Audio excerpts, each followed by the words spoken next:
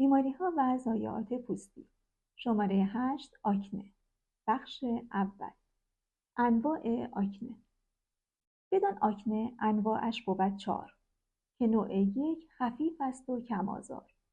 کمدون دارد اما کم، تک و توک و عاری باشد از هر گونه اسکار. نوع 2 کمدون دارد و پاپول، بود اسکار آن در حد معمول. کمی تا حد واسط هست با آن، نگردد آنچنان فکر تو مشغول. نوع 3 پاپول و پوستول دارد و افزونتر ز 2 اسکار گذارد. نودول و کیستیک است نوع 4 و اسکاری عمیق بر پوست آرد.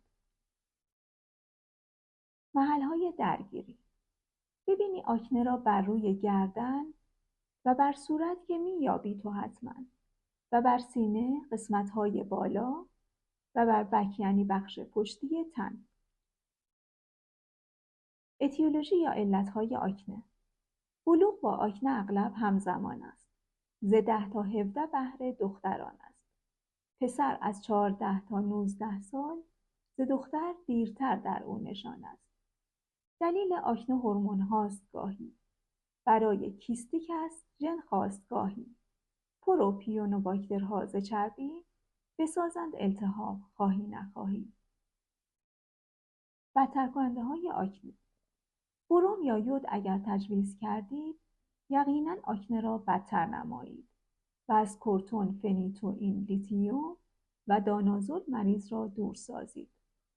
شود با استرس آکنه بسی بد و دستکاری بدان وسعت ببخشد و با آرایش پرچرب و کورتون و با اوینتمنت هم بدتر بگردد. تشخیص افتراقی یا بیماری‌های مشابه. به کیپی آکنه را باشد شباهت که جایش بازو و ران است و صورت.